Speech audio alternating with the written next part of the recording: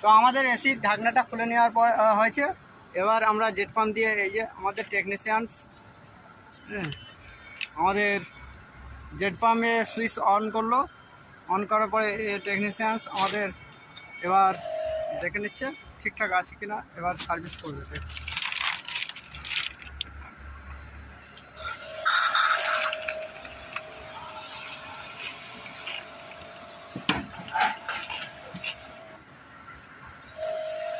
কীভাবে সার্ভিস করছে দেখুন, খুবই কষ্টের ওপরে আমরা ছাদে দেখতে পাচ্ছেন, পুরো এইখানটায় ছাদ।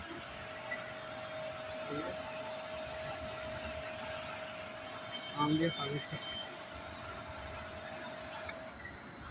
যেহেতু একবার বৃষ্টি হয়েছিল সেই জন্য হয়তো হালকা বৃষ্টিতে ধুয়ে গেছে, সেই জন্য ময়লা কম।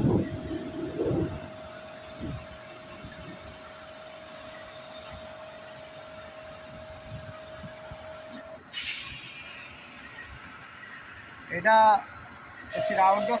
আমরা অন্য একটা ভিডিও কিভাবে ইনডোর সেটা দেখাবো।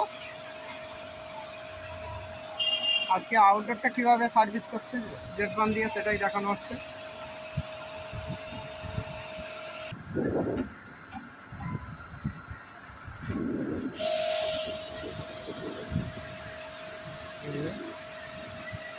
জেট পাম্পের